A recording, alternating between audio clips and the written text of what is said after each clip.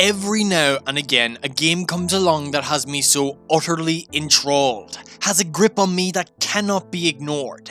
Every waking and sleeping moment, it will be on my mind and I will simply disappear from reality until I have it completed to my satisfaction.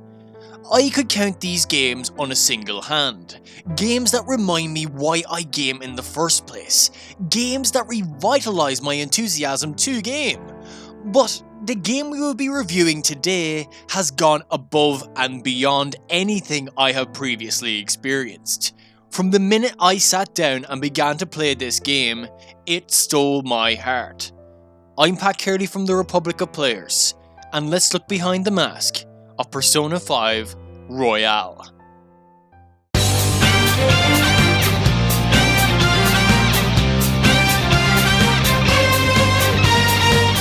The big question I asked myself before I went out and bought Royale was, do I really need this if I already played Persona 5? The simple answer is yes. And while I could wrap up the video here and call it a day, it would be doing a huge disservice to Royale. The game still follows the events that happen in Persona 5. From the exhilarating opening segment as you escape from a casino, giving you very little idea of what's really going on, but enough to entice you to explore what this game has to offer. You're then caught, told you were sold out by a teammate, and are harshly treated before being questioned on how you got to this point. From being unjustly accused of assault to ending up in Tokyo and attending Shujin Academy on probation, to discovering the cognitive world, which is a realm based on people's perceptions on the world. A place where you have the ability to change one's heart by entering their palace and stealing their distorted desires, which manifest themselves as treasures. You do this with your ragtag group of friends that you make over the course of the game, with the power of rebellion you awaken within, called a persona. Monster-like personifications of the person's will, and grant you the ability to fight off shadows and actually make your way through one's palace. Now, I could spend hours discussing the story, and even the rather intriguing premise the game creates with the idea of a cognitive world. So, I'll try and keep it short and concise. The story itself is one that is enrapturing to behold and witness play out. And the foreshadowing of being in captivity as you play throughout the story was an incredible way of holding your attention and wanting to see how you ended up like that. It also keeps you aware as you look for little tidbits that might relate to that situation. It also works in another way though, as you get closer and closer to recounting your tale up to captivity, and that is, how will you get out of that predicament?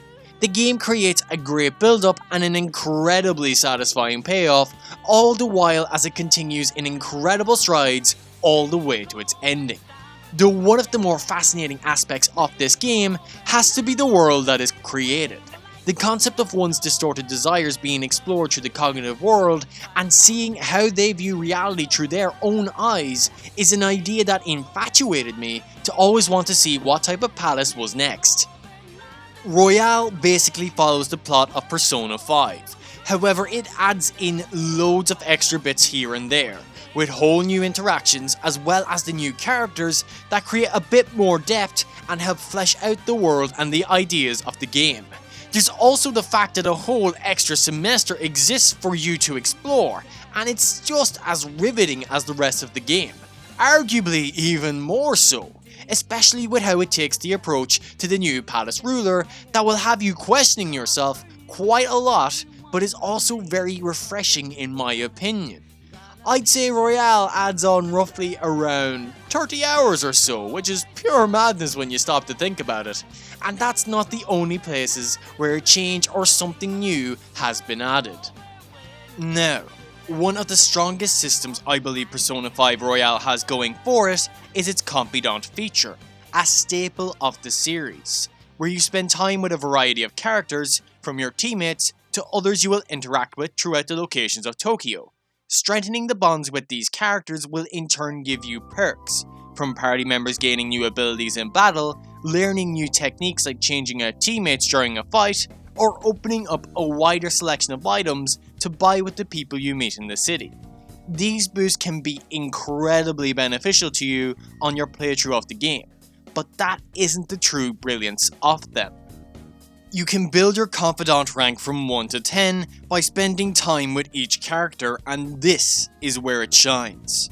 You learn quite a lot about each character you interact with, making them feel very real in a lot of aspects. There's undoubtedly characters that you will resonate with on a personal level as you deepen your connection. And for me personally, it made me grow attached to these characters like no other game has ever really done for me. It's definitely an amazing experience that works exceptionally well when you're taking a break from exploring palaces. Royale has 2 new confidants in the Gymnast Yoshizawa and Dr. Maruki, who are really good additions to the cast and are just as compelling as the rest of the lovable characters this game offers up. But one of my favourite additions is the fact that you can actually spend time with the Prince Detective Goro Akechi. He was one of my favourite characters in Persona 5, and now that you can actually hang out and interact with him proper, well, it just made my day. Quite frankly, hanging out with the characters leads to incredible moments that show immense character growth, emotionally strong scenes, or my favourite, when the characters are just having good old crack. But while this game offers up an incredible supporting cast, one of my small pet peeves is the actual main character, and my reasoning behind that is that he is simply bland. Now, I understand the reasoning behind the idea of having a character that is in essence a blank slate. It makes it easier for the player to project themselves onto this character, and it works as a fantastic catalyst to promote the development that all the other characters go through. However, going back to the opening of this game, during the animated sequence where you escape from the casino, it gives off the impression of someone who is cheeky while confident. Hell, the main character even says a handful of words in this one scene that left me to believe there would be a bit more character there to digest. Yet this attitude that is presented never really shows back up, which to me is a slight disappointment. But like I said, the purpose the main protagonist fills in this game is executed very well and fulfills its purpose. I was just left wanting more due to how he was introduced, and the fact that he stands out like a sore thumb when compared to the rest of a well fleshed out and developed cast. A little nitpick on my end, but an opportunity that could have been explored rather than having a blank canvas. Continuing on with something related to building one's Confidant rank, you also have to improve your social stats. From studying to gain knowledge, baiting to get some charm, and eating a burger that would most likely cause diabetes just to soup up your guts. Nice. These social stats are directly connected to strengthening bonds with other characters, as you'll need to have them at a certain level in order to increase the rank of some confidants. Between your time improving your stats and relationships creates a form of management you will find yourself working towards in order to try and best spend your time. And talking about time, Royale has added a few new places for you to hang out, including a whole new area to explore with Kichijoji, where you can participate in a minigame of darts, which is surprisingly fun and even incorporates motion controls to throw a dart, which feels oddly satisfying. There's a great handful of other new places to spend your time in this area: a jazz club, playing pool, or meditating at a temple. All these new areas have an advantage to them that are quite useful to use, boosting the stats of your party members to help them grow stronger outside of battle, to improving technical damage and enhancing the effect of the baton pass. I honestly really enjoyed these new areas to hang out, notably because of the benefits they provide to your team when battling. This creates a pretty solid reason to keep visiting these places, and it's where I spent most of my time faffing about with my buddies. Also, the fact that you can play darts with a cat hands down makes this one of the greatest experiences ever made. Persona 5 Royale has an impeccable turn-based fighting system. It's simplistic in design and quick to get a grasp of. From your Persona's elemental attacks as well as support options that boost your stats, or ailments you can apply on your foes to get the upper hand in battle. You then have your physical attacks, gunfire, item usage, and guard feature.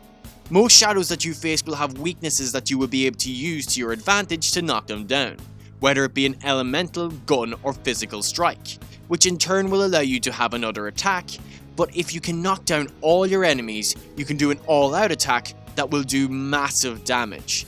There will be enemies that are unaffected by any means of attack, and you will first have to inflict the likes of sleep or shock on them to do technical damage, which will put them into a knockdown state as well as deal more damage. However, you have another option if you do a knockdown. You can baton pass to another one of your party members for them to attack with an added oomph to their assault.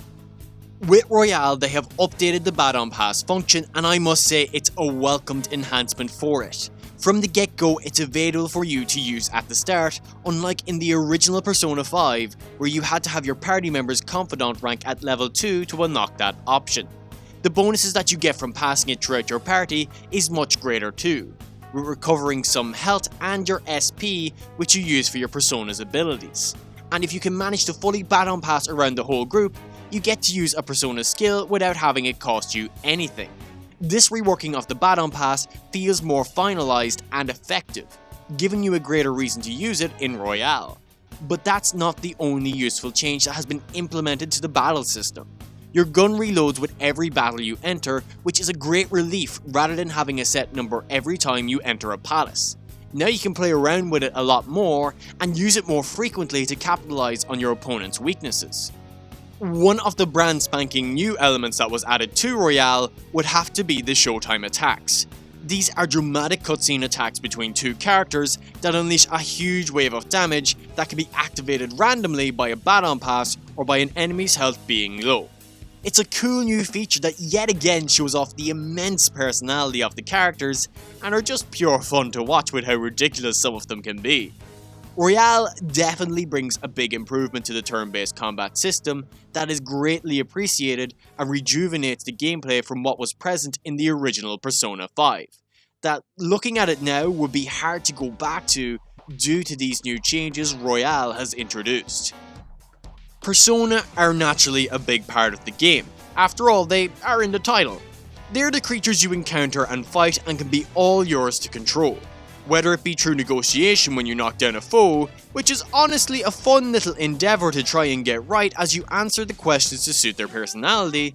Also, some of the conversations that are had can be very strange but oddly fun, particularly with some of the responses you can give. It's an interesting take compared to most games that have a similar take on capturing monster-like beings. Honestly, it felt a bit more rewarding when I did manage to get the right answers to their questions and obtain them. But there is another way to acquire Persona, and that's by brutally murdering them with a guillotine, or the odd time a lolly with a chainsaw to fuse them together in order to make something new. Now is when it becomes interesting as you start playing around with fusing Persona. A limited number of moves from the previous Personas fused can be passed on to a newer fusion. So, if you play your cards right, you can have yourself a powerful Persona with some incredible versatility. It's an entertaining escapade away from the rest of the game as you fumble around trying to construct the ultimate Persona that will be of use to you as you fight. You have the standard fusion that is between two Persona, although there is an option to fuse more than two with certain Persona. Though if you don't want to fuse Persona, you can still gruesomely murder them for other applications, such as getting items or gaining moves which you can apply to your other Persona, or sacrificing a Persona to infuse its strength into another. There's a lot you can play around with to help develop your Persona's power, and going back to the Confidant ranks, they link into this fusion. Confidants and Persona are linked to the Arcana, which are basically tarot cards. So let's say you increase your Confidant rank with Ryuji, who is the Chariot Arcana. When you infuse into existence a Chariot Persona, it will get a fairly good boost in level depending on your current Confidant rank. Royale of course has a good handful of new Persona to procure, with the addition of 2 new Confidants in Fate and Counselor. One new aspect of fusing is that Persona have traits now, which you can fiddle about when making these monsters. It's an overarching ability for a Persona. For example, it might halve the cost of SP needed to use an ice attack, or boost your next assault by a certain percentage if a baton pass is done on that character. It's a neat little attribute that creates a fresh outtake on the creation of your Persona and can be played around with to give you quite the advantage in combat. Royale has altered the construction of the palaces you explore to give them a few more things to do, And the main change is the grappling hook, which leads to secret areas where new items await, or give you shortcuts through certain areas of the game. It really works well when it is used to its full capability, which can mainly be observed through the new palace in the third semester and in one of the sections of an older palace.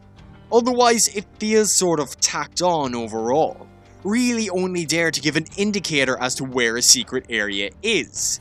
It leaves an impression of underutilization, which is a shame when you see how it can work to give off a puzzle-like vibe when applied properly. Other than that, no real changes were made, but the difference in scope between palaces is still something that is quite visually pleasing. Each palace has their own aesthetic that makes them stand out amongst each other and are used creatively. One of my favourite examples is when you get to walk through paintings while exploring a palace that is based around a museum. They are crafted so well to give you a clear understanding of how the person of that palace views the world within their mind, and they are just full of personality in their own right. There is one dungeon that is randomly generated every time you proceed to a new floor called Mementos. It's an area that is mainly for scrubbing up and gaining some levels, but it does have a few interesting features to it. Throughout the game you will get requests to change the hearts of those who are abusing their power in life or just being evil in some way. You will find them throughout Mementos, where you will encounter the person's shadow and enter a mini boss like battle. It's a fun distraction from the main game's plot. Mementos has had a big change up with the addition of a new character called Jose. This little guy will be able to sell you items if you collect flowers throughout Mementos, and he's capable of adjusting the cognition of Mementos by allowing you to gain more experience from encounters, more money, and even increasing the number of items you pick up, though you will need to trade him stamps, which you will find littered throughout all of Mementos. Like many things Royale offers, it's a welcome change that makes life a little easier and eases the sheer amount you have to grind to be ready when compared to the original version of Persona 5, while also giving you more reason to explore Mementos outside of just grinding to a higher level. Minigames are something that sometimes take on a life of their own within games, and Persona 5 Royale has its fair share. From baseball to the previously mentioned darts, which are fun and great additions for something to do on the side when you're not stealing hearts or improving bonds between characters. However, there is one wee little game that was quite addictive to me that exists in a new area called the Thieves' Den. A place where you can enjoy the game's music, cutscenes, artwork, and play a card game by the name of Tycoon. Now, I'm not sure what it is about card games and video games, but when I start jumping into them, I just can't seem to stop. I could honestly play Tycoon for hours and not be bored trying to defeat the AI and still acquire a sense of boundless pleasure from playing it. It's more than a distraction from the main game. It's compelling to play, it's simple to get a grasp of, and playing it with your teammates in the game is a nice addition that plays into the bonds you make with them, and also some of their lines are great, especially the ones delivered by Max Mittelman, who is Ryuji's voice actor. Did I just win this? Something Persona 5 is known for is its immaculate expression of style. One look at the title screen or menu and the colours and animations are something enchanting to lay witness to. It unequivocally brings character to the game in its own right, and red is easily my favourite colour in existence now. But it doesn't just stop at the title screen and menus. When you're issuing out commands or dishing out damage, it just radiates style. And finishing a battle and getting an energetic display of the experience, money and items you obtain just screams vibrancy and life. It's clear to see the love and passion that was poured into this aspect of the game, and it really brings into perspective how much of an impact it can leave on a player with how ingrained it is on my brain. Something that is usually mundane in other games is scaled up beyond 100%, that shows the importance of an engaging as well as alluring UI design that honestly improves the experience of the game. An incredibly simple idea, yet creates an immense fixation that I found hard to peel myself away from. There is an improvement to the graphics in Royale, but nothing that is mind-blowing. However, the game is still pleasant on the eyes, and the use of colour throughout the game depending on the situation usually works alongside the tone the game is going for, and is one of the best games using cel shading in my opinion. Though feasting your eyes on the designs for the Persona is definitely one of the game's strong points graphically. From the awesome looking designs to the downright strange and unsettling, like the big chariot riding dick looking monster. And no, I'm not making that up, and for heaven's sake, you'd think they could have been, a little more subtle with the Persona's design. The diversity in design can be quite staggering, but makes it so you never really know what kind of Persona is coming next. I also just want to talk about the shading on Personas.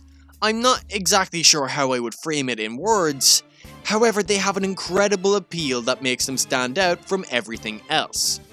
Also, just on a quick note, some scenes are animated in 2D animation, which are always a joy to witness, and a few new animations have been thrown into the game, which is a huge plus in my book.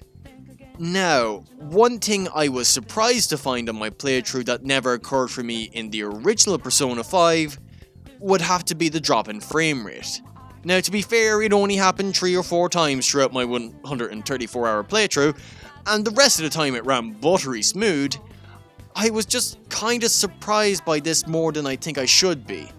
Just off the premise, I never experienced anything like it on the original Persona 5, and I assumed the same going into Royale.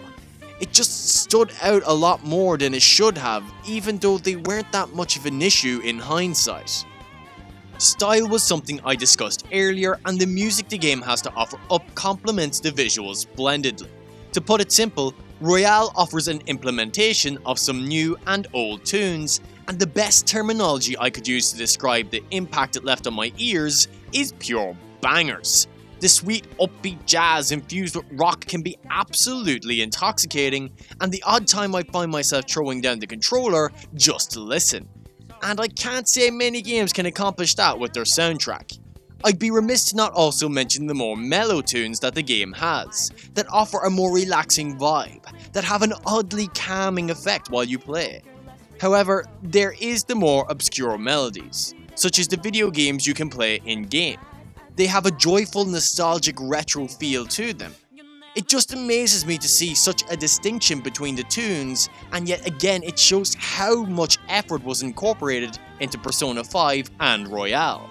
The music is brilliant at delivering a tone that captures the emotion of whatever moment you find yourself in, and I know that I will probably be humming a lot of these bangers for months to come.